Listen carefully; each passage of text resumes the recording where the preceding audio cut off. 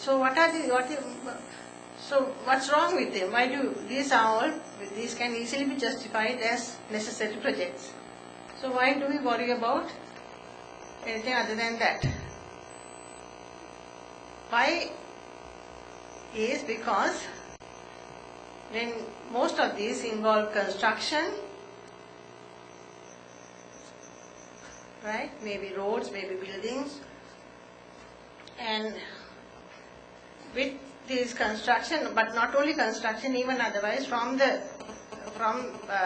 whatever the project is, there are going to be certain bad things that can happen, what we call negative impacts on the people and the natural environment, that if we don't look at from the beginning, you will end up with problems. Now when I was listening to Priyant, actually it just struck me, because I'm looking at things from this angle. He was talking about this Nepal, this hydropower project, where they could not carry on the project for very much time because of the siltation problem, siltation of the reservoir. So I don't know whether a proper environmental impact assessment was done. One of the main things that we try and do in the environmental impact assessment is to identify this kind of future problems. And if that was identified upfront before the project was implemented, then they could have had some preventive measures, or I'll be talking about that in a little while. But that this is the sort of thing that we try and avoid by doing environmental impact assessment.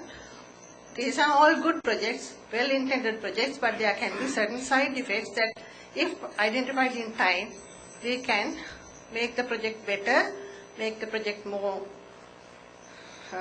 viable, more sustainable.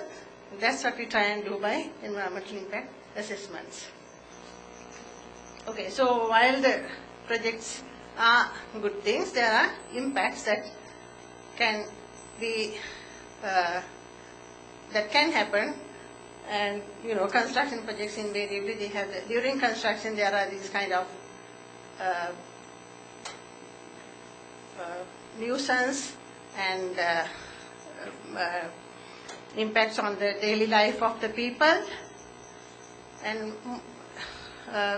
those may be short term, but then there are long term impacts also if you are not taking into account the impacts that can take place. Like this is a area where there seems to be some construction going on. The whole area is open at the moment with the soil being bare, and if it starts raining, all these are likely to be washed off, and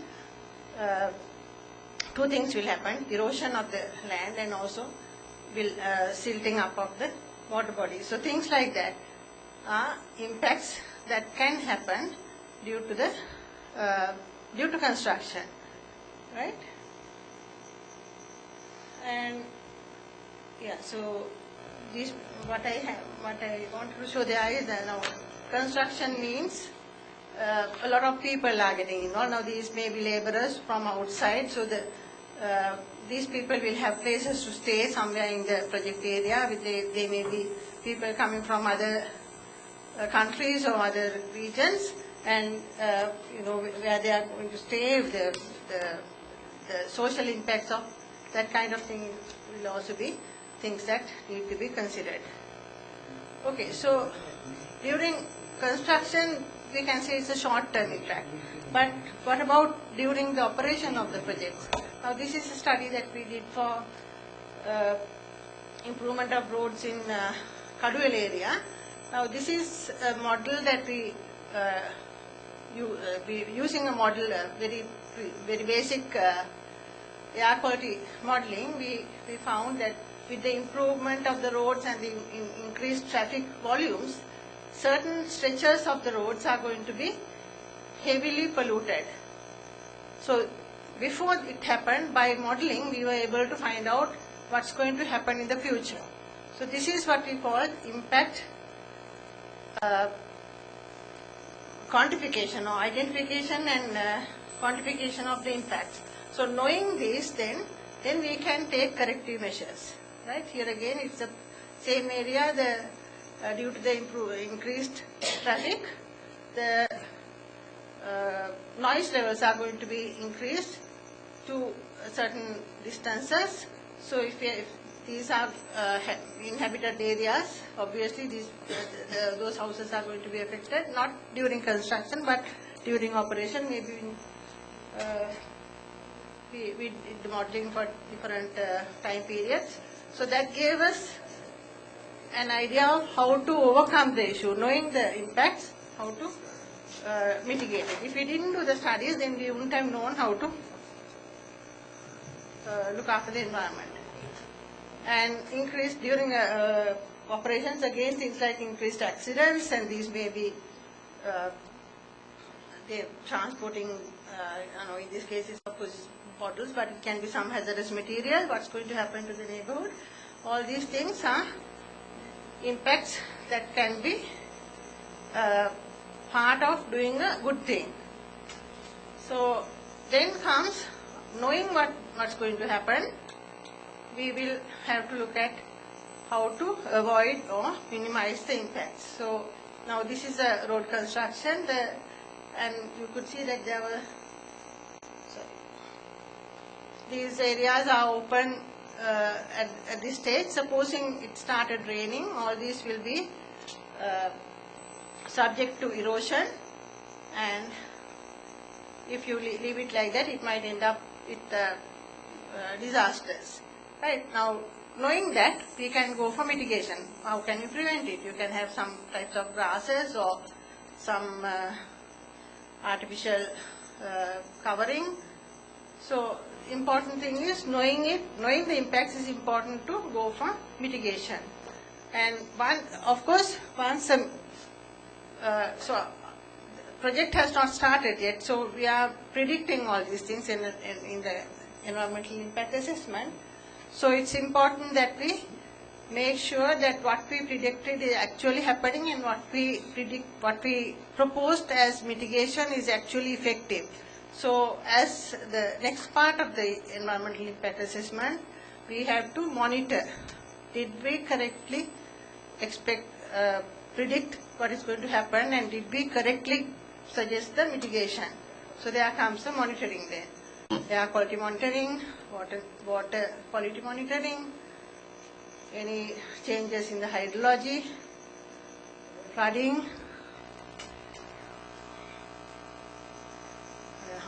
Okay, so environmental impact assessment is basically a study of the predicted changes to the environment over a specified period within a defined area and all that, including a comparison of the changes that would result from alternate projects that would achieve the same objectives as the proposed project.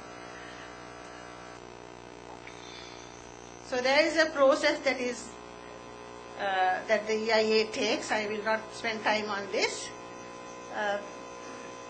Finally, so the project is proposed, and we do the EIA study and then submit the report, and then the decision maker will decide based on the study results and the documentation that is provided whether to allow the project as proposed, or whether to tell them to do some changes and all that. And then, of course, very important, follow-up monitoring. So in summary, the EIA study attempts to answer 6 questions. What will happen as a result of the project? This is what we do by impact identification. What will be the extent of changes? The extent, that is impact prediction. Third one is very important. Do the changes matter? That's called impact evaluation. Now the same change in an environment can be very significant in one context, whereas it's not. Say for example, air pollution. In an area where there's hardly any inhabitants, a change in air quality may not be such a significant impact, whereas in a highly urbanized area, the same quantity of additional pollution might make a difference. So that's what we mean by impact evaluation. Next question, what can be done about them? That is impact mitigation. How can decision makers be informed of what needs to be done?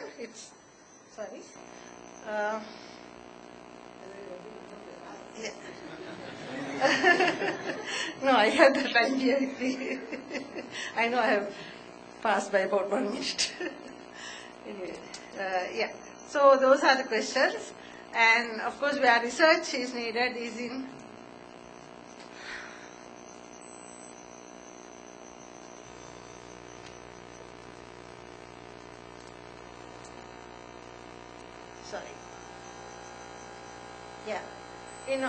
as engineers, we are very particular about this impact evaluation, impact prediction, and mitigation. This is where our input comes in, and there's a lot of work to be done in that area. Sorry about the time overrun. Thank you very much. Now we are